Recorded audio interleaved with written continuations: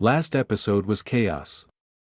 Dwight dodges a bullet, literally, when Jeremiah's psycho son Cole botches another hit. Turns out, Bill Bevilacqua ain't dead. Musso, that slimy Fed, faked it all to squeeze Dwight like a lemon. Distillery's toast after Inspector Leary's accidental barbecue death, and Musso's pulling strings from the shadows to tank Dwight's empire. Dwight's crew is fracturing, Tyson's loyalty tested, Mitch and Cleo eyeing exits, and Bodie's still comic relief with his zen vibes amid the gun smoke. Dwight meets Ray, smells the rat on Bill's death, and vows payback. Stakes sky high. Now, episode 7 picks up the pieces, and shatters them. Alright, spoiler alley starts here. Episode opens with Dwight in full survival mode, no more Mr. Nice Mobster. His bourbon game's crippled, so what's the play? Illegal bootleg sales on the black market, baby. He's slinging 50 under the table to local dive bars and truckers, raking in quick cash while dodging Jeremiah's spies. Smart? Hell yeah. Desperate? Double yeah, but the real fireworks? Dwight's revenge arc explodes. He tracks Musso's puppet strings straight to Jeremiah's doorstep. Remember that distillery shutdown? Jeremiah's fingerprints are everywhere. He leaned on Leary before the fire, and now he's got eyes on every Manfredi move. Dwight doesn't wait for permission. He calls an emergency crew huddle at the casino. We hit him where it hurts, their pride. Cut to the midpoint twist, Dwight infiltrates Jeremiah's estate under the guise of a business parley. It's tense AF, Stallone's staring daggers, Patrick's ice-cold glare could freeze bourbon. Dwight drops the bomb, you thought you could bury me like Leary? Nah, I'm the one with the shovel now. Boom, Dwight's crew ambushes Jeremiah's guards in a rain-soaked shootout. Bodies drop, barrels of 50 go up in flames as payback. Dwight spares Jeremiah, for now. Whispers in his ear, now, the man who's got Dwight sweating, Jeremiah Dunmire. Dunmire, he asks in surprise after Dwight tells him. The bourbon maker. Then he quotes a price of $500,000, with half paid before the work gets started. Irked, Dwight goes into the bar's back room and pulls the bills from a safe, delivering them to Deacon in a satchel. You're not a Fed, are ya? Deacon asks right before he leaves, then says he was just joking. Either way, Dwight is not amused. First off, a super quick recap of episode 5, On the Rocks, because it sets up everything for episode 6. Dwight Manfredi and his crew are finally launching their Montague distillery with that stolen, recovered, 50-year-old bourbon called the 50. The party's buzzing, Bodie and Grace nailed the PR, Bigfoot's showing off his ice sculpting skills, earning him the nickname Yeti, and even Margaret's there with Cal Thresher in tow. But of course, nothing goes smooth in Tulsa. Jeremiah Dunmire pulls a total power move by leaning on the Attorney General to send a corrupt inspector to shut things down. The inspector gets squished under falling barrels in a freak accident, thanks to Bigfoot's clumsiness, and now the crew's got a body to deal with. Dwight tells them to stage it as an accident for Bodie to discover in the morning. Meanwhile, Dwight's secretly picking up a bomb from the watchmaker, aka Deacon, the explosives expert, to hit back at Jeremiah for burning down his wind farm earlier in the season. Then, the party crashes hard when Jeremiah shows up with his posse, the AG, and some sheriffs.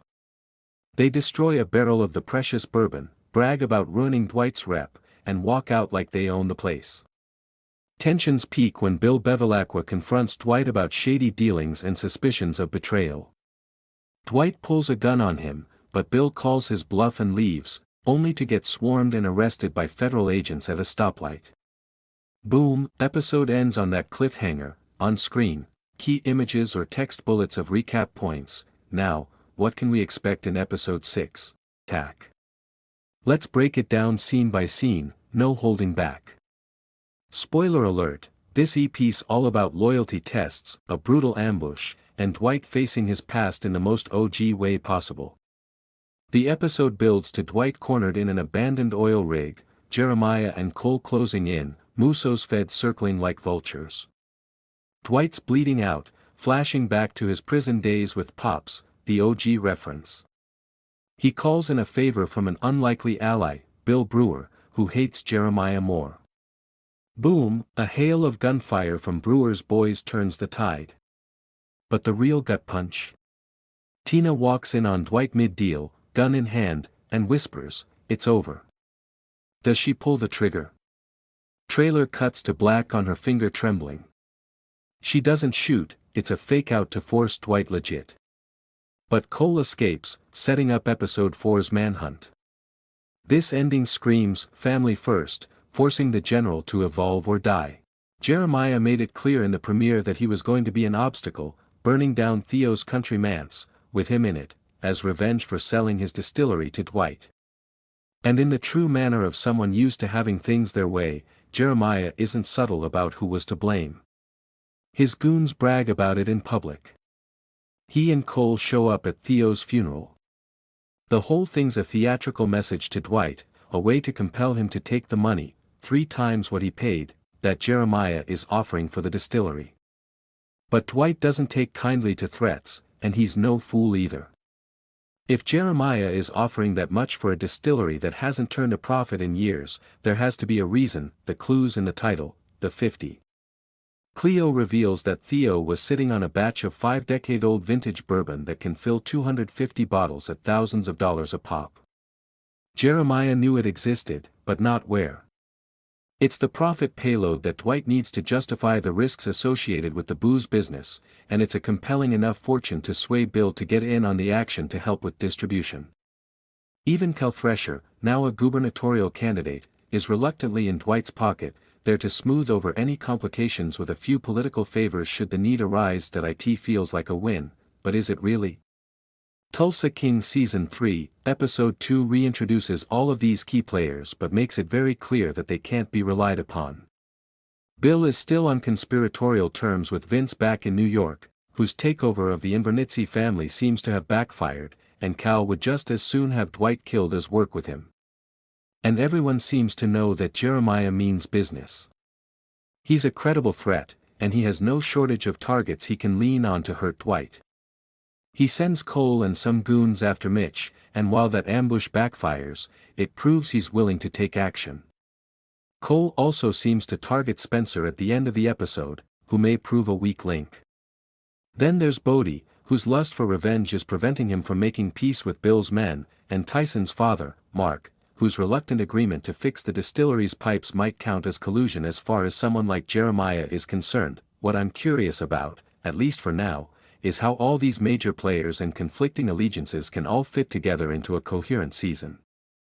The only real downside of The 50 is that it all unfolds at such a clip that it can feel as if individual moments don't have much space to breathe. This is fine when it comes to, say, Tyson's relationship with Mark, since that has been ebbing and flowing since the very first season, but Mitch and Cleo, by comparison, feels a bit more forced. There's also a subplot involving Goody trying, hilariously, it must be said, to track down Armand, but one has to wonder whether we need yet another angle to be concerned about. Time will tell. If I had to make a prediction, I'd say that several main characters probably won't survive this season, and it wouldn't surprise me if at least one was killed off sooner rather than later to really set the stakes. Theo's death was tragic, but we just met him. If Jeremiah's whole thing is hitting close to home, everyone in Dwight's inner circle should be worried, and the vibe this season is giving off thus far is that it won't be pulling any punches. Flashback montage shows Mitch's subtle leaks to Dunmire for a cut of the action, driven by resentment over Jimmy's death and feeling sidelined. Dunmire monologues about old money versus your street scraps, then signals Russell to rough up Dwight. Dwight fights back ferociously, flips a table, cracks a bottle over a goon's head, but gets outnumbered. He escapes barely, bloodied, stealing a ledger proving Mitch's betrayal. Back at HQ, confrontation time, Mitch confesses, tearful, "You promised us the world, Dwight." Dunmire offered security. Dwight doesn't kill him, yet, cold mercy, "You're out. But if you breathe a word." Cue Mitch's exile, staring at the crew like a ghost.